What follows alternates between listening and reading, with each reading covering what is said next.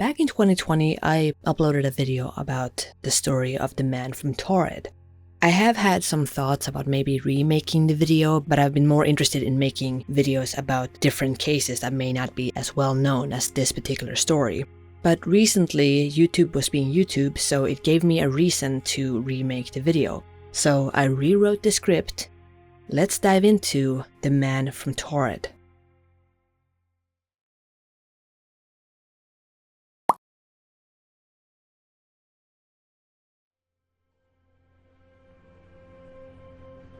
On an ordinary day in July 1954, a man dressed in a business suit landed at a Tokyo airport. He had with him a well-worn passport from a country that never existed. After causing a bit of commotion and a lot of confusion, the man would disappear and was never seen again. This is the story of the man from Taured.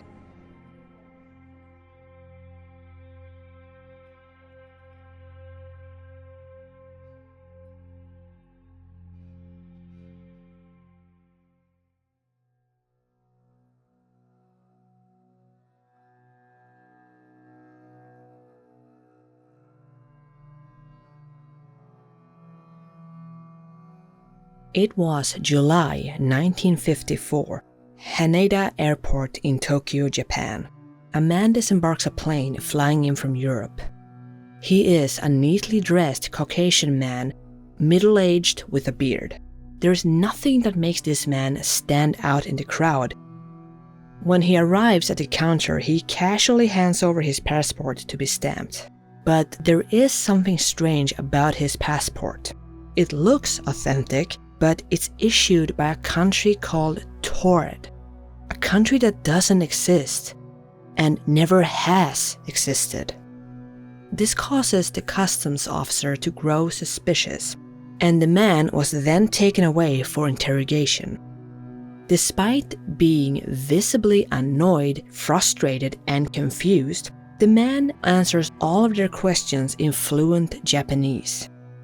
He tells them that he has traveled all over the world for business many times, and he was even in possession of money from several different countries, which added some credence to his story. The officials would then ask to see his passport again, which the man, with some confusion, hands over to them again. The passport is well worn. It bears the visa stamps of his prior travels in Europe and Japan. Just like the man had said, it looks completely authentic. There was only one problem. His passport stated that he hailed from a country called Taured. And he was asked to tell them about Taured.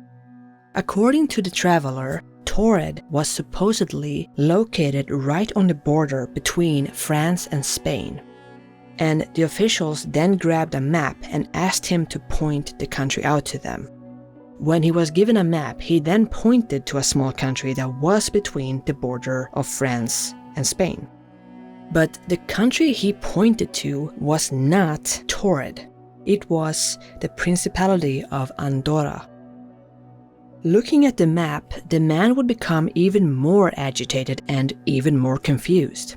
He couldn't understand why his country was called Andorra on the map.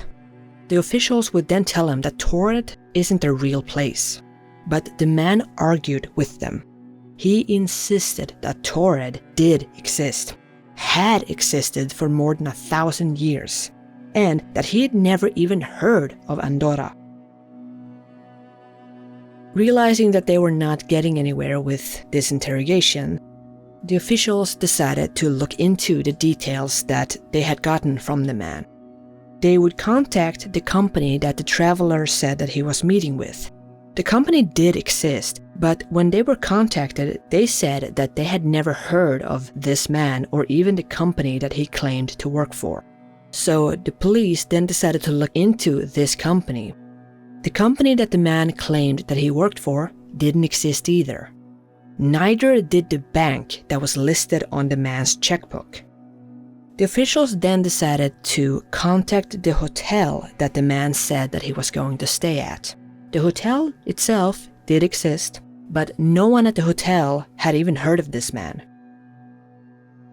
Now they were at a loss, and they weren't sure what to do. Letting this man go didn't seem like an option, as they weren't completely sure that he wasn't some kind of criminal. So in the end, they confiscated his documents and personal belongings, and they put him in a nearby hotel while they continued their investigation. The room in this hotel was located a couple of floors up. It had sealed windows and only one entry and exit point. But to be extra sure that the man didn't escape, they would place 2 guards outside the room. The following morning, the officers headed into the room to speak to him, but the room was now completely empty. They tried to find him, but failed. It didn't seem like he had somehow gotten out of the window, and no one had seen him leave. He had simply vanished into thin air. To add to the mystery, all of the man's personal belongings that were kept in the airport's security room also disappeared without a trace.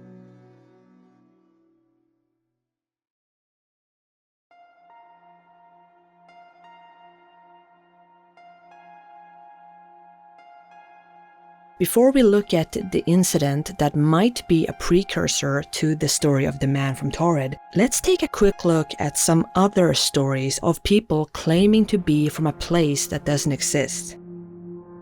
In the 1852 book, Yearbook of Facts in Science and Art by John Timms, there's a story about a strange man that was picked up in a small village in Germany in 1850. When questioned, this man said that his name was Jopar Vorin and that he came from a country called Laxaria. Laxaria was supposedly a country situated on the continent of Sakria, which was said to be many hundred miles from Europe, separated by vast oceans. Vorin didn't understand any of the European languages beyond broken German, and of course the languages that he called the Laxarian and Abramian tongues, the latter being the written language in Laxaria. Vorin would claim that his people had a considerable share of geographical knowledge. He referred to the 5 continents as Sakria, Aflar, Astar, Aslar, and Joplar. He was Caucasian in appearance, and he claimed that his religion was Christian in form and doctrine, but that it was called Ispatian from where he was from. He claimed that he had come to Europe to look for a long-lost brother, but that he became shipwrecked on the voyage to Europe. He could not say where the shipwreck had occurred, and he also couldn't trace his route on shore on any map or globe. This story would end with Vorin being sent to Berlin. What became of him after that is unknown. The next story takes place in Paris, 1905, when a young man would be caught stealing a loaf of bread. The language that he spoke was unknown to the police, but he eventually managed to convey that he came from a place called Lisbia. The police assumed that he meant Lisbon, Portugal, so they went and got a Portuguese interpreter. However, after this interpreter spoke to the boy, they stated that he was not speaking Portuguese, nor was he from Portugal. The boy would end up being released and was never seen again. When I looked up these 2 stories, I found a theory that stated that in both of these cases, it could simply be a case of mistaken identity. Vorin could simply have been a Muslim man from India, and the names that he gave was simply mistaken as being strange countries by the people of Germany who may not have been that familiar with the world beyond their village. The boy who said that he was from Lisbia, which the authorities assumed meant Lisbon, but maybe the young man meant that he was from the Greek island of Lesbos, which was occupied by the Turks until 1912, which meant that the language the boy would have spoken could have been Turkish. But back to the man from Taured.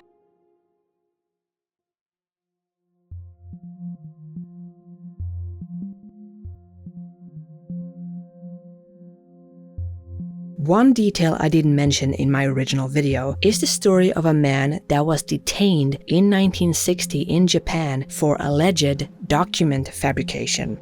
This man's name supposedly was John Zegrus, though he was dubbed the Mystery Man in Japanese news at the time.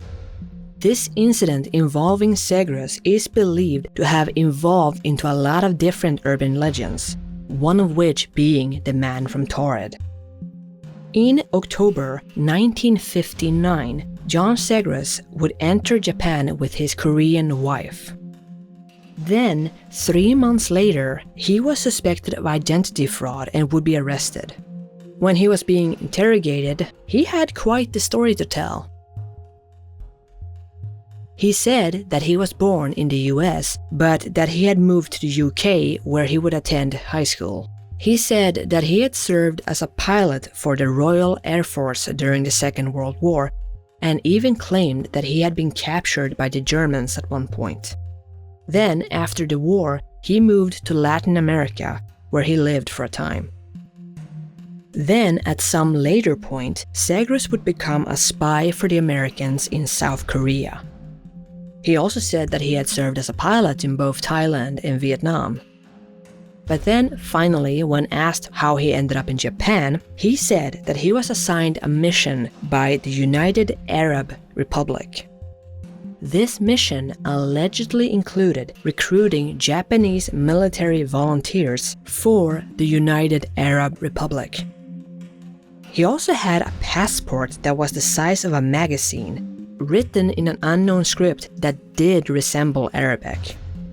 This passport contained the stamps of Japanese embassies in different East Asian countries. But when they looked into it further, it was determined that this passport was a fake. And after they looked into all the details that he gave them, that too was determined to be false. So on the 10th of August 1960, Zegrus would be sentenced to 1 year in prison. After this announcement, he actually tried to take his own life, but failed. So off to prison he went.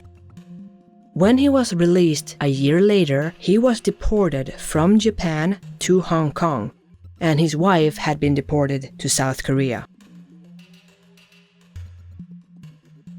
You might be wondering what's the connection between this incident and the story of the man from Taured. It starts in an August issue of The Province in 1960. The story of John Zegrus would be reported with some alterations. The article claimed that Zegrus had claimed that he was a naturalized Ethiopian and an intelligence agent for Colonel Nasser. It was written in the article that Zegrus had carried a passport that was issued at Tamanrasset, which is a province in Algeria, though the article said that it was the capital of Taured, south of the Sahara. It's theorized that Taured in this case is a misspelling of Tuareg, which are the nomadic inhabitants of North Africa. Then another mention of this story would be in the books by Jacques Bergier. He would write that a person from Taured, a country in Eastern Africa, was arrested in 1954 in Japan during a passport check. Then the story would evolve even more, and the first official telling of the man from Taured was in a book called The Directory of Possibilities from 1981. This book is a collection of various supernatural short stories and was edited by John Grant and Colin Wilson. In this book, Taured would be changed to Taured. In addition to this incident of John Zegrus, there are some other details that lend themselves to the idea that this is nothing but a story. I pointed out in the original video that the dates doesn't match when it comes to the Haneda airport itself. During the time in which the story takes place, which is 1954, Japan was still in the process of post-war recovery. Haneda Airport had been occupied by the US military until 1952, when a portion of the airport was given back, which is now known as Tokyo International Airport. The story of the man from Taured takes place in 1954, which doesn't make sense because the first passenger terminal of Haneda Airport didn't open until the year later, 1955.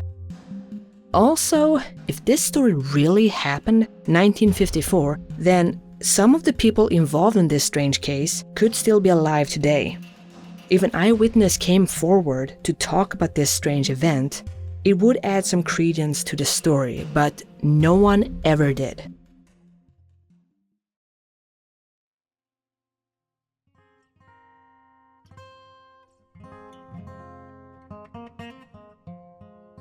With the story of John Zegrus in mind, it really does seem like the man from Taured is just a story, an urban legend. The tale of the man from Taured is one of the most famous possible parallel dimension stories. While I might have liked for this story to be evidence of a parallel universe, as I find that whole concept very fascinating, this story seems more like a case of a game of telephone. It may have started out as a real incident, but in the end, it became an urban legend. An urban legend that had details changed every time it was retold.